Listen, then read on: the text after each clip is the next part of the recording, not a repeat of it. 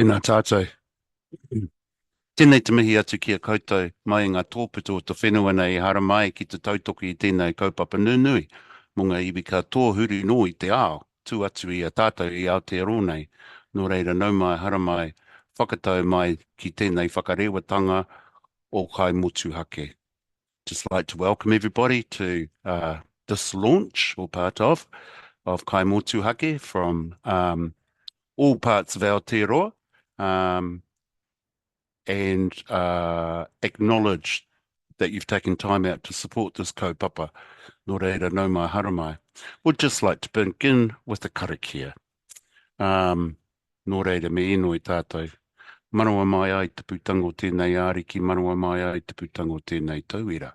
Ka eke ki arangi ki runga nei, ka eke ki arangi tā huahua. O tēnei te mauri kei au, nā tū te whiwhia nuku, nā tū te whiwhia arangi. Kei te whiwhi I waho, kei te rawi I waho, pūri tia mai waho, tāwhia mai waho. Ko tēnei te mauri ka whakapiki, ko tēnei te mauri ka whakakake. Ko tēnei te mauri nā tēnei āriki, ko tēnei te mauri nā tēnei tauira, ko tēnei te mauri ka potatu ki te whai ao, ki te ao marama.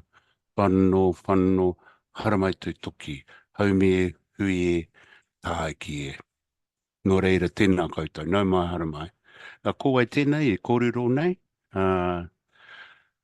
tuaki au ki rungi I te tihi o te maungo pirongia, titiro, whakatatonga ki te haukainga o ngā mātua tūpuna o te ahu pā. Ka huri te remu, pai atu ki te tua whenua, ki mō titi marae. Koena ngā hapu, e te o ngā hapu o Ngāti Maniopoto, o Ngāti Kinohaku, o Ngāti Apakura, o Ngāti Te Puta. Nō reira, koira te tātai whakapapi taku whaia. On my father's side, for those of you that understood that little pepeha, I'm from County Wexford in Ireland. Welcome to you all. Just like to acknowledge the speakers that we have today.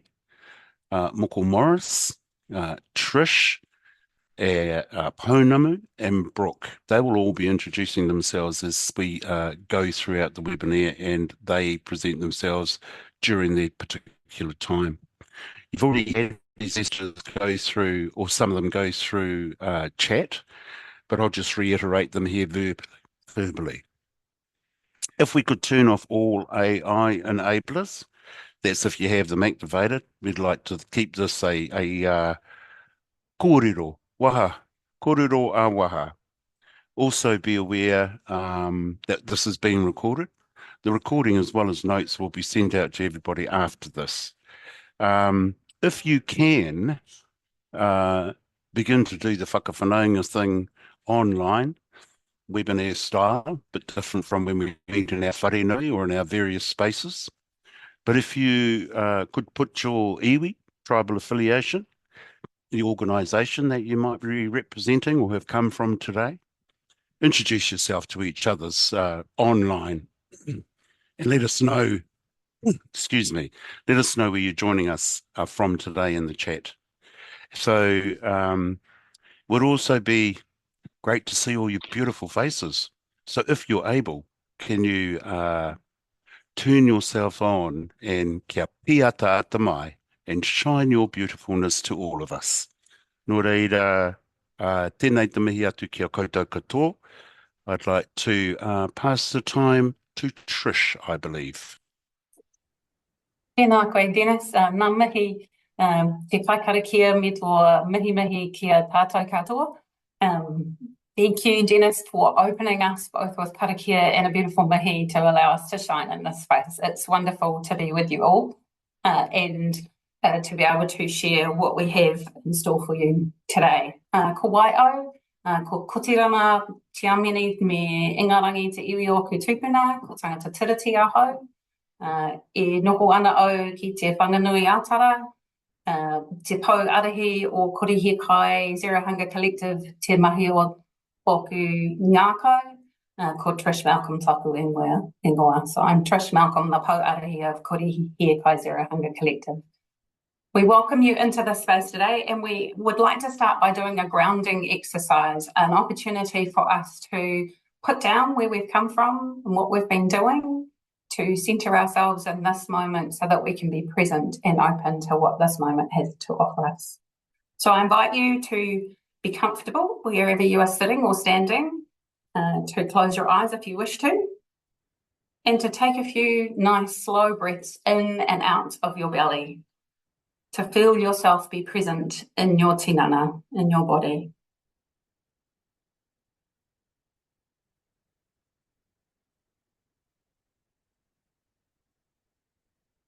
And in your imagination, I'd like you to see yourself walking down a road in your hapuri, your community, a community that is nourishing, has abundance, has sustainable food at your fingertips, where everyone has a choice of good kai.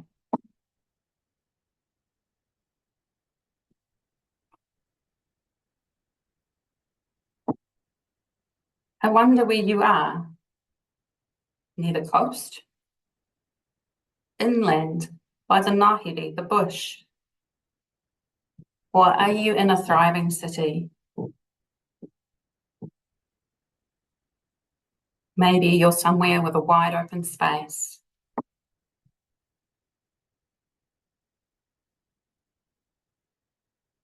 Continue down your path.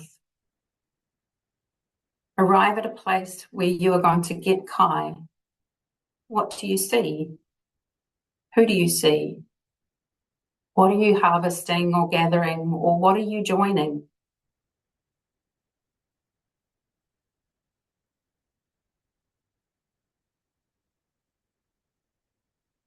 What do you experience in that place?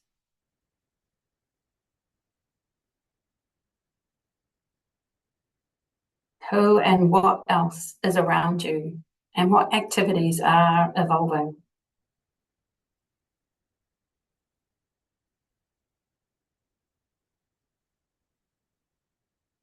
Take a moment to see this abundance. Feel the feelings rising within you.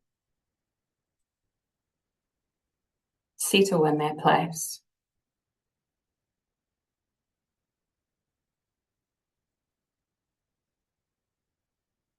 In your own time, take another breath. Feel the earth under your feet and slowly bring yourself back to this room where we gather together.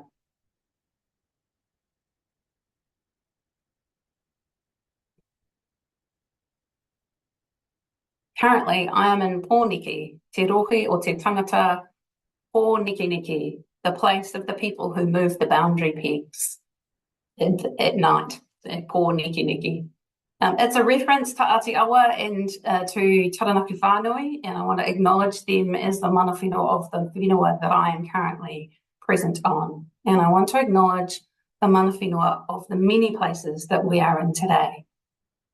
Those stories about kai are so incredible that sit within our spaces, and here in the Kuri Kai offices, we're on the whenua known as pipitia, named for the incredible translucent pipi shells that spread across the shore space, a place of abundance. We sit in the shadow of Ahu Mairangi, our maunga, which protects and shelters us, and on whose slopes there was many ancient kumara growing sites, and around which winds Kai Wharawhara, the awa, the river that was known for its abundance of birdsong, of korimako or rere, and of food, of tuna and of te koka. Lots of eels and lots of cabbage trees and things that grew in that place that spread abundance of kai. I wonder what might be the kai stories and the stories of abundance of the whenua that you are present on today. Kuri Kai Zero Hunger Collective is a collective of people and organisations who are committed to addressing the root cause of food-related poverty and working together to create a food-secure Aotearoa, It is our pleasure to bring you this webinar and this resource, Kai Motuhake. Today we'll be sharing some of the takeouts of this resource and how we landed at those ideas and findings. We'll explore our kōrero with some of our manuhiri, Pounamu Skelton and Brook Turner, gain their wisdom, and we will invite you to share some of your wisdom in this space too.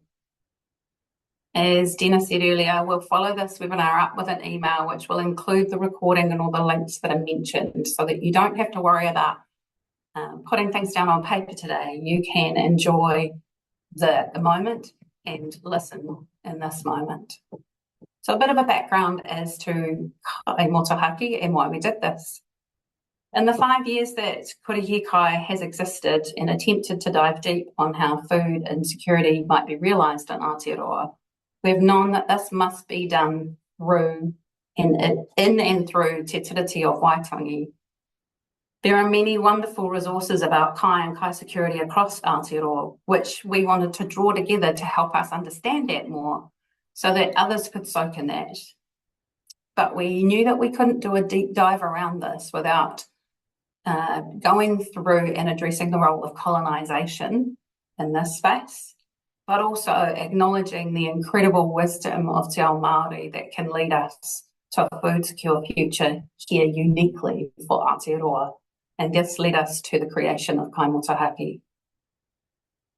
In this moment, I'd like to acknowledge the 3 authors of this resource, Moko Morris, Kai Tibble, who is not able to be with us in this webinar, but please read his recent blog. You can find it on our website, and myself as the 3rd author. But I'd also really like to acknowledge all those who contributed to this, those whose resources that we dug deep into, but those who we had conversations with, those who read the resource and gave us feedback, all of those things.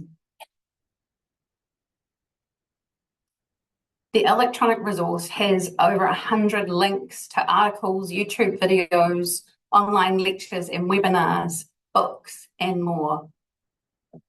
We hope that it's not only our words, but the many voices that are held within this resource that will fuel the fires of your knowledge and encourage you to step more fully into Kai Motuhake within your own rohi, your own place. And so let's take this moment to dive a little deeper.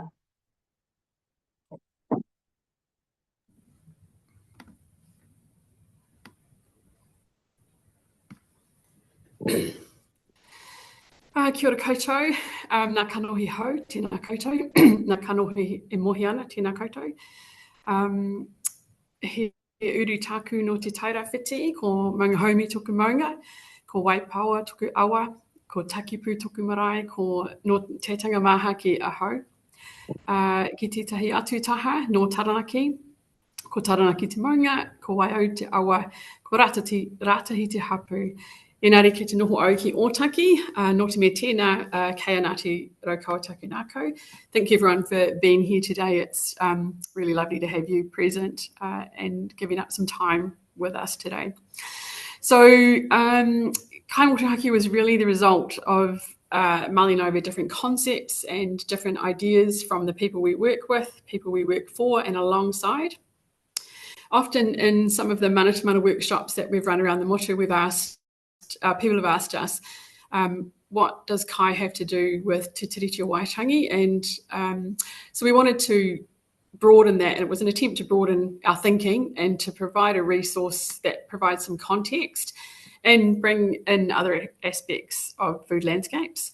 So it's not about blaming and shaming, but rather understanding the context so we can start to have a kai and a kōrero and to further deepen and explore how we arrived here. But more importantly, what we're going to do from here, because, once you know, you can't unknow.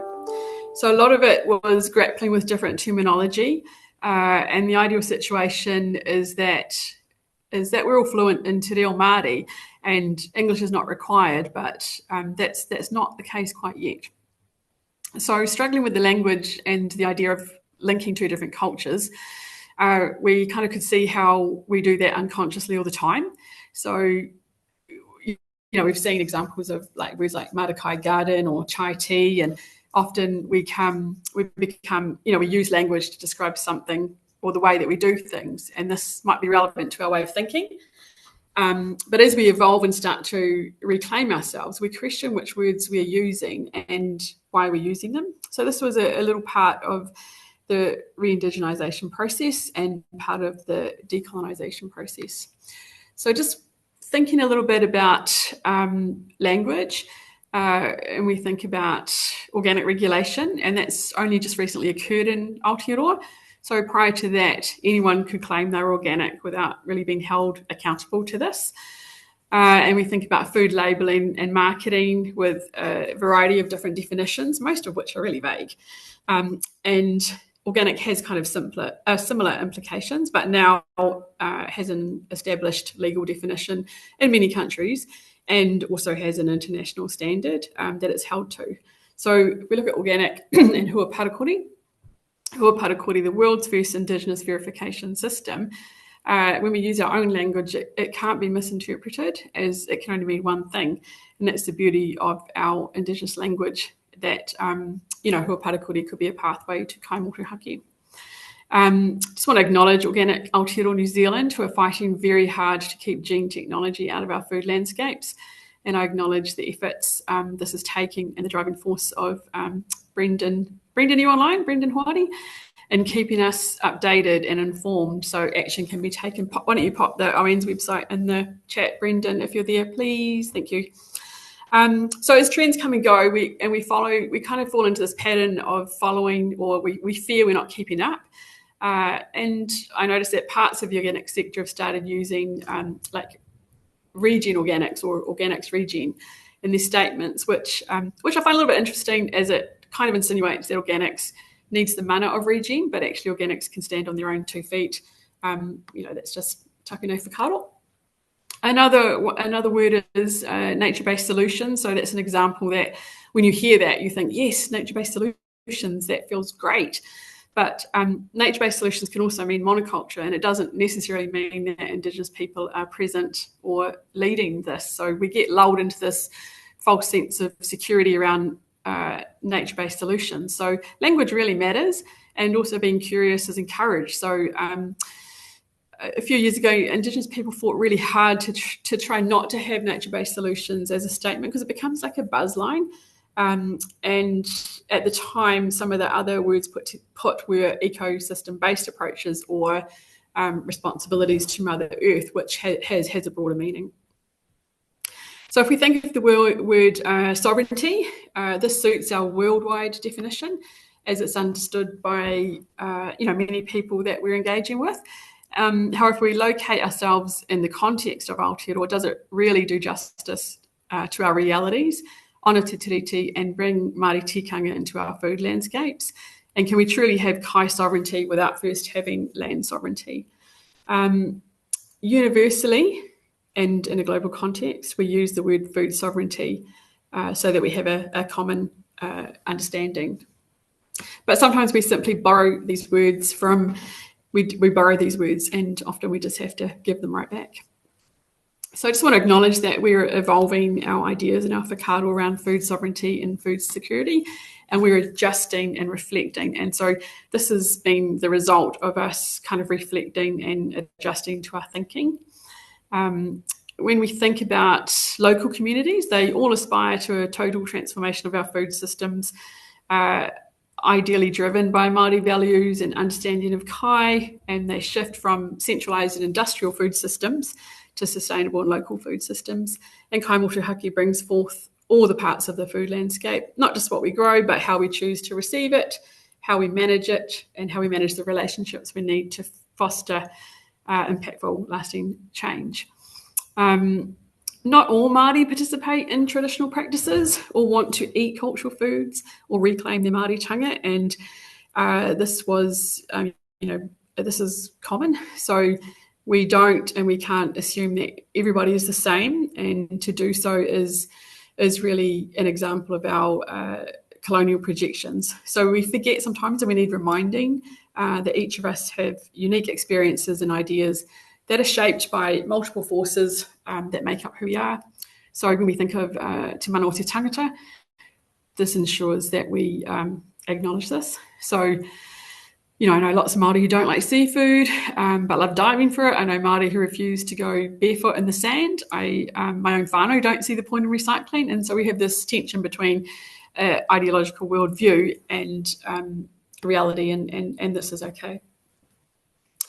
So I just want to talk a bit about, we're faced with so many new technologies such as digitalization and big data, synthetic biology, automation, gene technologies, and these kind of promise to deliver easier, faster, cheaper, but essentially take people out of food systems and eventually line the pockets of corporations in the process. So most have colonised agendas and most involve land grabbing and, I guess, neo-fascist trends. And we can see these globally because these are a threat. These are a massive threat to democracies, to minorities, and to human rights in general. And at a global level, we see this every day in every way. But however, if we're united, we can challenge these norms and we can demand more respect for the place of Indigenous knowledge, for Māori as right holders, and these become counter threats to our conservation elites, and we can and we must do this. So through kotahitanga, we can develop collective strategies that move us closer towards gender equality, towards land rights, towards housing access, and to also expose the structural issues that prevent all people from having access to food as a basic human right. I just want to acknowledge the United Nations Sustainable Development Goals, which New Zealand signed up to, and Korihia takes its name from SDG 2, Zero Hunger. So if you want to know more about those, jump on the website and have a look. There's actually a national summit happening next year around the Sustainable Development Goals that Massey University are hosting. Matt, if you're online, can you chuck that in the chat for me, please? Thank you. So where are we at? So we really want to be thinking about future generations when we're thinking about kai motuhake, and when giving and taking from nature to ensure that our future mokopuna live in the same biological and cultural diversity and abundance, so it's secured for future mokopuna. I think this is inherently within all of us. So most people you speak to this is what they want. They want a future generation that everyone has access to food. So we don't want to just improve the status quo, but we want to make impactful change, such as shortening supply chains, ensuring better quality of water, understanding soil health, and ensure biodiversity is thriving. Kia ora.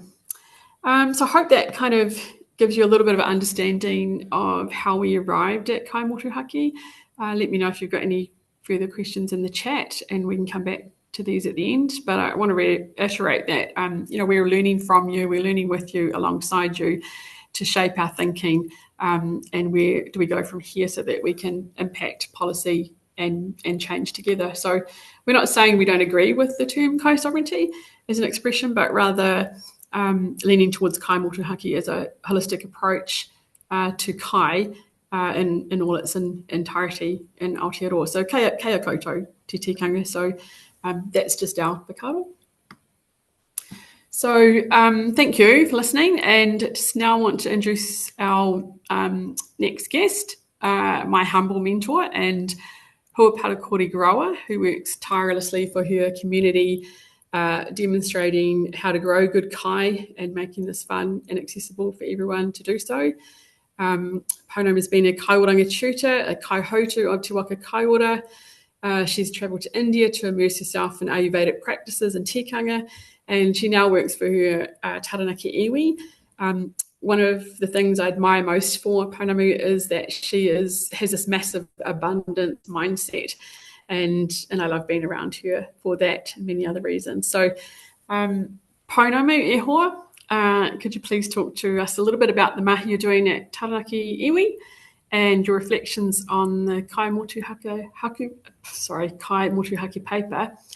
Kia koe te rākau e Pounamu, kia ora. Tēnā koe i te tuahine, me koutou te whanau. Can you hear me okay? Okay, wonderful. Oh well, e mihi ana ki a koutou. Kua tai mai ki te whakarongo, ki tēnei kaupapa hira, ko tēnei kaupapa kuia kaumātua me ki. Ai, he uri o tēnei maunga o titohia o Taranaki, I reira o ku tupuna whenua, ko te Āti Awa, toku iwi, me Taranaki tuturu, me Ngāti Ruanui, nō reira, tēnā koutou. So a few familiar faces online today. So e mihi ana kia koutou, whether we've grown kumara together or pulled some weeds or had a good old a chat about marakai. Lovely to have you all here today. So I guess I've been in the game a little while, and mainly because actually, like many of us, we come from a long line of marakai, of kai mara. Our tupuna grew kai, they sustained themselves, and I feel like I live in such a blessed, fertile environment that who am I not to do that? So in 2021, Taranaki iwi approached me, my dear friend Rawenia Leatherby Toya here on the right, here with me, to ask me if I'd come and teach our whanau, our uri of our iwi, to grow kai. And so the kōrero was about putting sovereignty back into the kai. So reconnecting our whanau back to whenua, reconnecting our whanau back to our ways of growing food. So in Taranaki, we were well known for growing kumara in the north, Ngāti Raukawa area, and along the coast of Parihaka. So I said about this opportunity to grow kai, and hello, look at that, 4 years later, we've been teaching a whole lot of people how to grow kai. Now, I love this photo. That's my dad. He's 82. He's still in the mara with us. And this is a favourite photo because it's the seed house is just full of whanau, learning the skills about, in this case, seed sowing, but really about reclamation of growing kai. So we started off thinking, oh, we'll be lucky to get 40 people on board. Hello, we got 89 people come and choose to grow food on the first year. You'll see we had 62 on the second year. We thought, oh, we better just take it easy. We had a small group on the third year, and this year I'm about to start with 26 whanau. So what these figures mean is that these are households. So everyone that joins the Pātai Tangata Ki Te Whenua program, get a marakai kit. They journey with me through a growing season from koanga through to ngā uru, and they end up growing abundance of kai. So the total for Taranaki iwi is 189 households that are now growing kai. So if we just go to the next slide, I decided to do an add-on. So in the winter months, I don't grow a heap of kai in Taranaki, as we do experience a lot of cold weather. And plus I like to follow puanga and have a bit of a break. But we do a second program called Te Akatu Whenua, which is more looking into sustainable kai production, focusing on permaculture design, the principles of hua parakore, and getting our whanau to grow fruit trees and berries. So a whanau might come with me for about a year, and in that time they'll have their vegetable gardens, and then they'll start to develop usually the rest of their properties for ensuring they've got food production all year round. If we just go to the next slide, as whanau, everyone gets wind of something good. So 2 seasons ago, te kotahitanga o te Āti Awa, another one of my own iwi, they joined the Tātai program, and then so did our whanaunga from Ngāti Mutunga. So currently we have 3 iwi running these programs, which I'm facilitating all of them, and now I'm starting to bring on kai āwhina, so that they can replace me in 12 months' time is kind of the goal, and they can go out and start to teach in their own communities. So if we just go to the next slide. So here's a look at stats. Now, I mean, some of you might like these. 180 whanau growing kai from descendants of Taranaki iwi, 55 in Te Āti Awa land, and 40 whanau growing kai in Ngāti Mutunga. So we're almost up to 300 whanau that I've taught how to grow food just through the iwi program. Now, I'm not saying this to impress you, but to just suggest or give inspiration to actually, we can do it any way we like. For me, I would fortunate that our iwi were ready and they were able to help financially support it, but actually strategically support this growth and development. And so what I find, if we just go to the next slide, is there's lots of happy whānau around who are able to, actually we'll just go to the next one and we'll come back to this. If you could just go to the next slide. Yeah, there we go. Okay, so all of these whānau learned how to grow kumara on this day.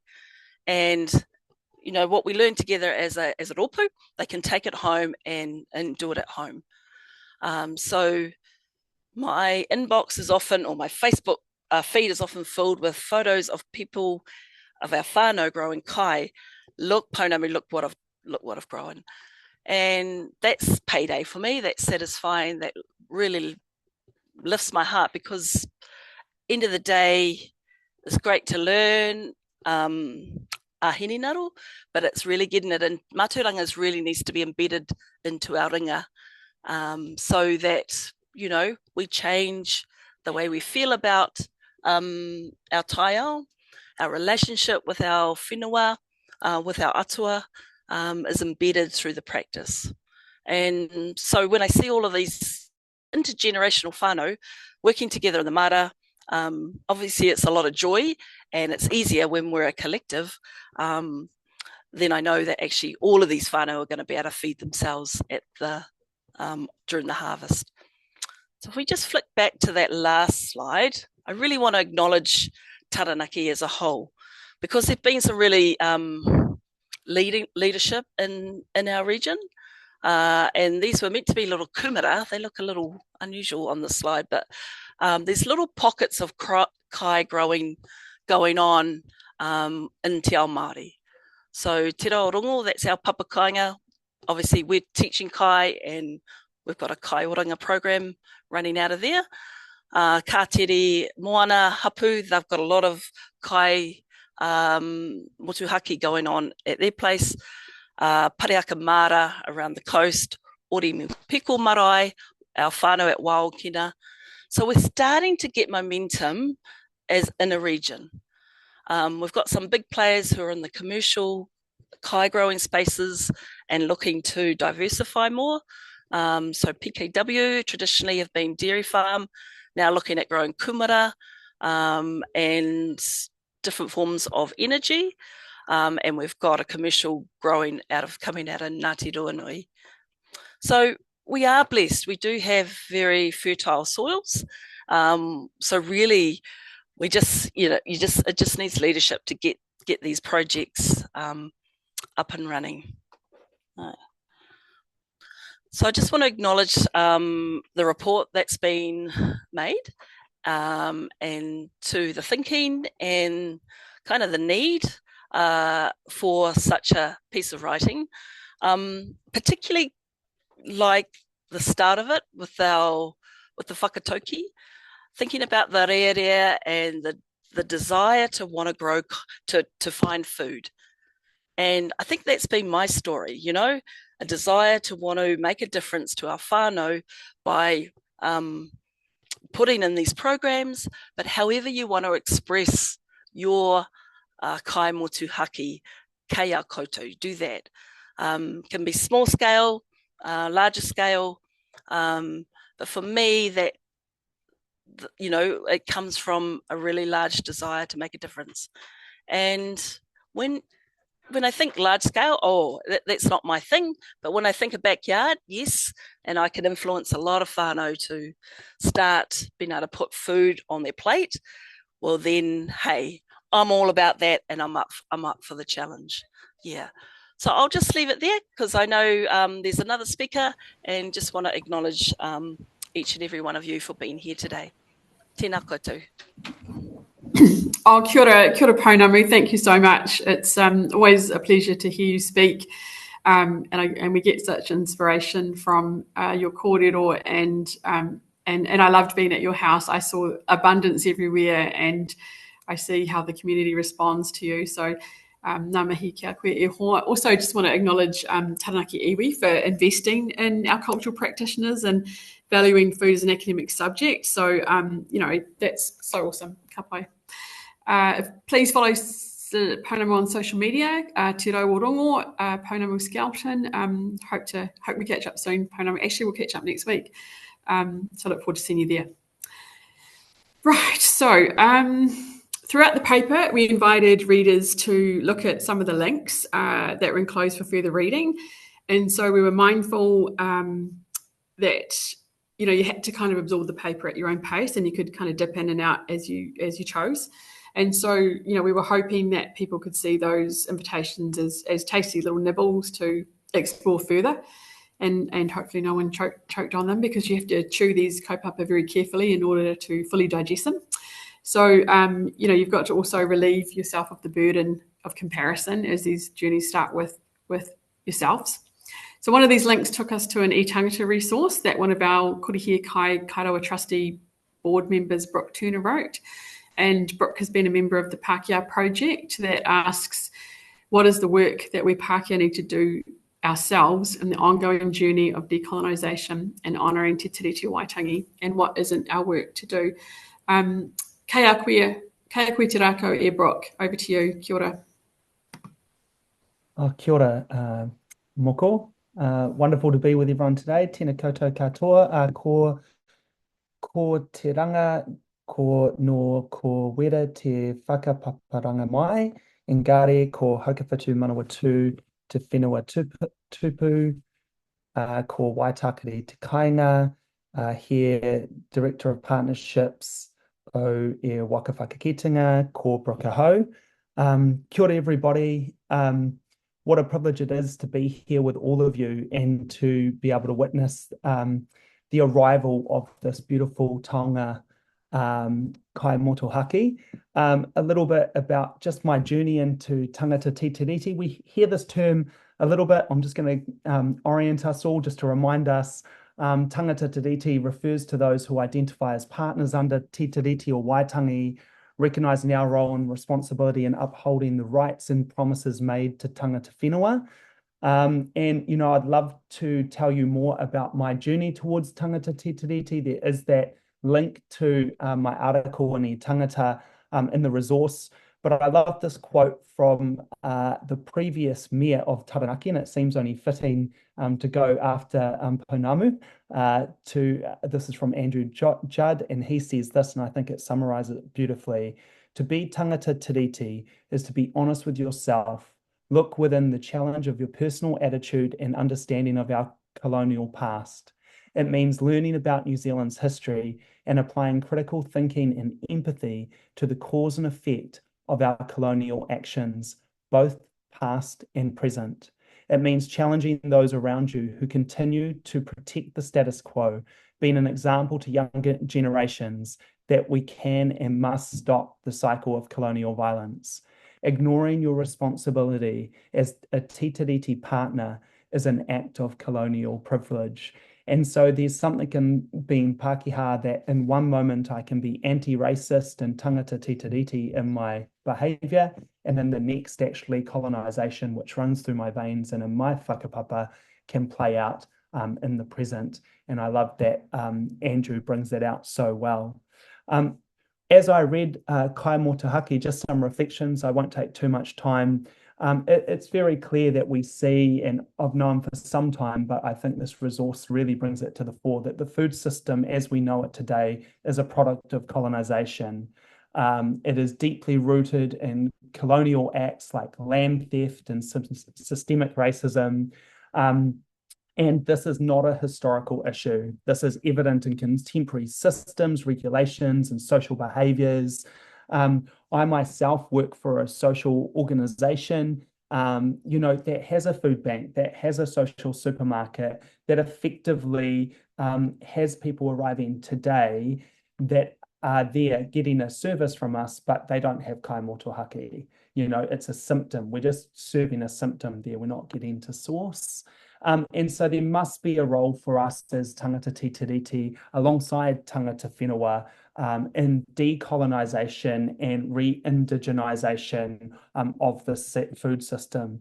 So fundamentally, Tangata Tiriti must own our own resources and do our own work to decolonise. It's not for Māori to do this work alone, it's for us to do our work too, and without appropriating Indigenous knowledge. And we heard Moko talk about that a little bit earlier. And I love this quote from the resource, says, Tangata Tiriti, or those who see themselves as Tiriti partners to tangata whenua, are beginning the process of acknowledging and unraveling the role some of their forebearers played, as well as the ongoing complicity in the systematic colonisation of both the environments and peoples of Aotearoa. Decolonisation is a critical part of creating a food-secure Aotearoa alongside re-indigenisation. Tangata Tiriti must do their own work and use their own resources to actively decolonise without misappropriating Indigenous knowledge. In decolonisation, there is the reclamation for Tangata Tiriti of what they lost in colonisation, including their own relationship with the earth, stories of their own people, Indigenous practices, languages, and knowledge.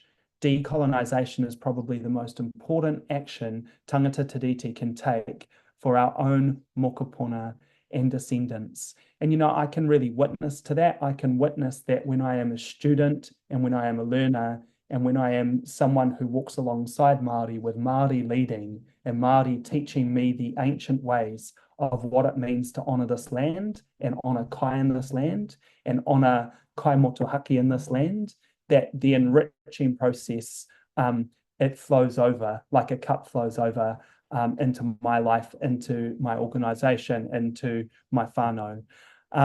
We must challenge the status quo in decision making, and this is in the resource. You know, there's some the current framing of the issues, even well-meaning decolonisation efforts can remain in a Western-controlled framework, often they are, perpetuating the exclusion of Māori. There can be tokenism in decision-making, where Māori voices are present, but their contributions are dismissed. This is the continuation of exclusion, you know, the surface or sort of token use of ingoa or the Māori terminology that's being used by non-Māori without that sort of honouring of Māori leadership or Māori leadership being present. And there has to be the letting go of power. Part of decolonisation work for Tangata Tiriti is to rethink decision-making processes and be willing to step back, allowing Māori to lead. And to re-indigenise for the future. You know, re-indigenising food systems includes investing in local food systems, incorporating hapu and iwi knowledge. We've just heard some of that beautifully from Pounamu, and addressing structural inequities. So-called new environmental strategies like regenerative agriculture often borrow from Indigenous practices. It's crucial to recognise and credit Indigenous origins. And again, I just mihi to Moko. A lot of what I'm saying to you is just repeating her knowledge here.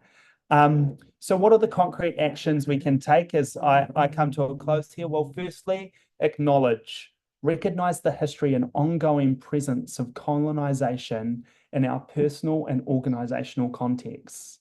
Challenge, call out and call in colonial attitudes, call in the people who have the colonial attitudes, and systematic privileges in food systems, policies, and services. Don't remain silent. Don't remain silent when we see this taking place. Be active. To decolonise, actively engage in decolonising personal mindsets, organisational practices, without placing the burden of on Māori. And finally, support re-indigenisation, amplify Māori voices, support Māori-led initiatives, and contribute to restoring Māori sovereignty over land resources and food systems.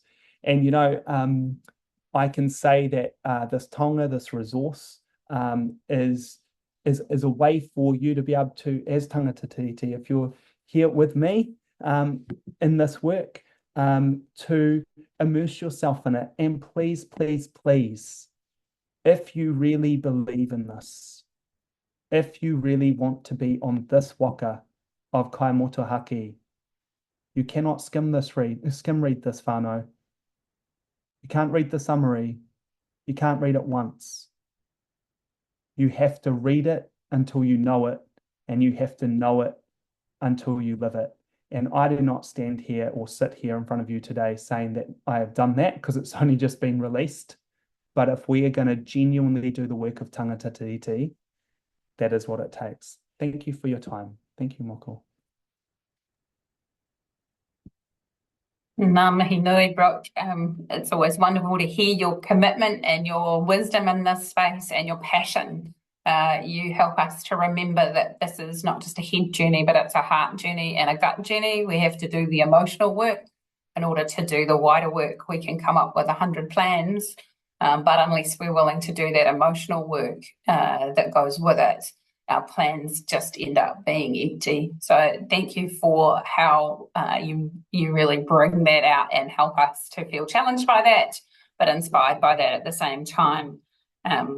You are a signpost in and of yourself. I love it. You, so many times I've heard you say, I've got colonisation running through my veins, and I think that's one of the pieces of our Tangata Tiriti journey that we often shy away from. I'm a good person. I want to be nice to people, and so how can I have that as part of me? And it's actually reconciling the darker side of our own selves, our own history, and our own future that helps lead us into those places where really meaningful, transformative change can happen. So thank you for being such a signpost in that space. Kia ora. We are almost at the close of our time together, and before we finish up, we'd really like to be able to hand back to Denis Grennell to give some of his thoughts and his reflections. And I think there's one last poll that's coming up for us to be able to respond to as well. So at this point, I hand back to you, Denis. Well, tēnā tātou. Words of wisdom, oh my God. I'd like to pull out a couple of key themes that have come across for me from the presenters and the speakers. First of all, the power of words, the power of language, those lines that change minds. This is hugely impactful on all generations. I'd like to give a little example. In my generation, the word hori was a pretty negative word. And then I heard my children in their teenage years, they're now in their 30s and 40s, reclaim hori and turn it around in their generation to something that they perceived as far more positive. My generation did a similar thing with Bob Marley and the reggae music. He brought that amazing music here, and my generation, future generations, many generations, and still today, our music in Aotearoa was influenced by Bob Marley, took that and politicised a whole generation, generations to come. So the power of words linked with the reclaiming of our language. As Moko said, can we have Kai sovereignty without land sovereignty? So these are big issues that we confront today. But one of the other key things that came out was kotahitanga. We need to do this together. As Brook has just spoken about, there has always been Tangata Tiriti support for Indigenous issues in this country, and there remains to be so. But it is a huge, long journey, I believe, as Trish has mentioned, to confront not being totally truthful with yourself. And this is not true just for Tangata Tiriti these days. This is also true for Māori. Again, as Moko said, not all Māori wish to be Māori. Not all Māori wish to return home. Not all Māori necessarily wish to live their lives in tikanga. But many do. And in terms of our future generations and Kai sovereignty, the majority of our people now no longer live within our tribal areas. So this is a huge issue for the younger generations who have been born in urban areas and seek to find their way home, to reclaim who they are on their whenua and their tūranga waiwai. So, you know, can whanau hapu iwi have kai sovereignty without also having tangata sovereignty and having their people reconnected to home? Oh, look, I think Pounamu said, I'm not saying this to impress you, but hell, Pounamu, it was pretty damn impressive. Look, you know, some of the stuff out of your section, yes, we as Māori have in our DNA marakai, mahingakai, hiika, etc., etc. From an Indigenous point of view, all that knowledge still exists within each of us.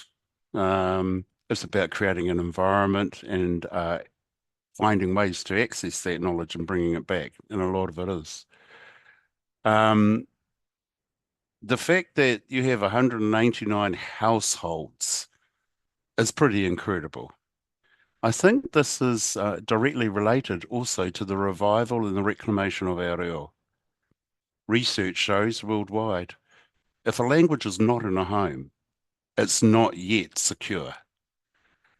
My knowledge and understanding of our Māori education system, kohanga reo, kura kaupapa Māori, wharikura, wānanga, is that most Māori language speakers are do not necessarily have Māori language speaking homes. Until that point happens, te reo Māori is still at risk. So the fact, Pounamu, that you work with whanau and that they have marakai in their homes is a damn positive future step towards kai sovereignty in our own backyards. The whole development around permaculture and other more recent methodologies in terms of sustainable living and kai production, etc., etc. Many of those technologies, much of that knowledge comes from Indigenous people around the world.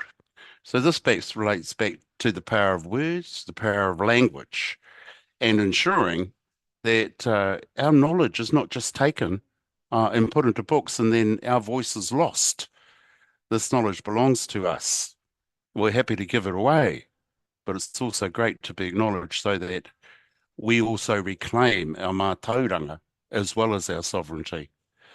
The issue of leadership, I think, is huge today across the Māori world, across the whole world. There are things happening that leaders supposedly just are not dealing with. The whakatauki, iti rere, kataia, I think is relevant just not to a wee bird that continuously flies up and then down, rests, regains energy, flies up again, flies down, rests, until they eventually get to the top and the very best food.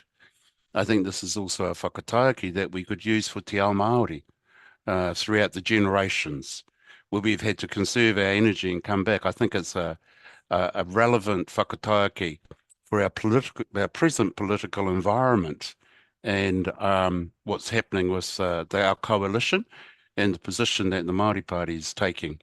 Iti rere, kataia.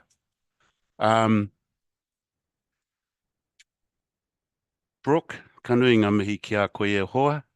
You've walked a very productive but hard pathway to get to where you are. I enjoy my time with you, and I enjoy being in your energy and in your honesty. This is also true for everybody in terms of transformational change. If we're not able to look at ourselves honestly and the reflection in the mirror and accept all those little bits and pieces, or some aren't so little, and work on them, then we're not moving anywhere. We're defeating the purpose of why we're on this earth. So your mention of who you work for and brings to me the whole picture of Band-Aids, really, and the present approach to supplying kai to those who require kai is the ambulance at the bottom of the cliff. It's not necessarily the answer from an Indigenous point of view, or in terms of from this person's Indigenous point of view. What that is based on Western charity that continues to keep people where they are rather than empower them to sovereignty, which is a journey we are on in terms of being here and the launch of Kai Motuhake. So I suppose I'd just like to go back to Brook's quote, really, because I think it's really relevant that Brook talks about, in terms of this resource, read it, know it, and then live it. The part I want to pull out is the live it.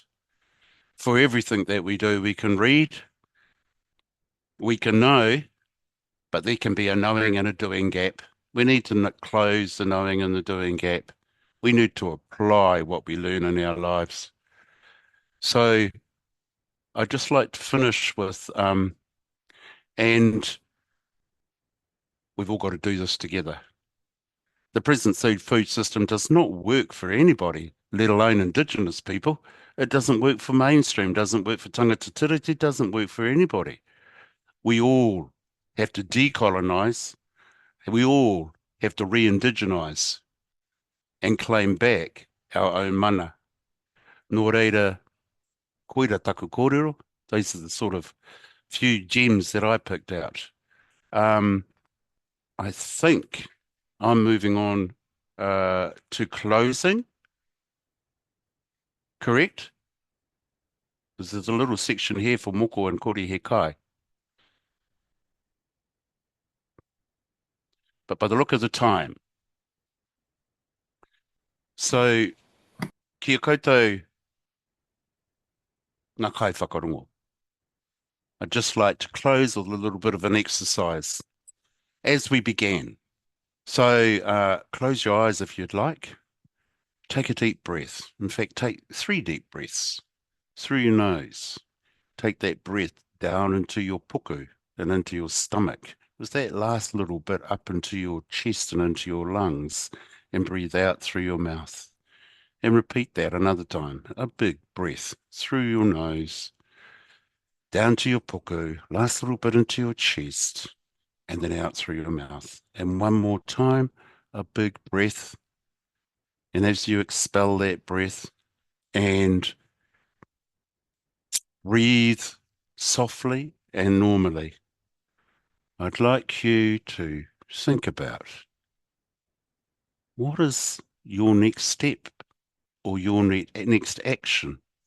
What will you do next to realize food security in your area, in your rohe, in your home, in your community, in your hapori, in your whanau? Who is there with you? What are they doing? What are you collectively doing? What are the sounds that you hear? What are you saying to each other?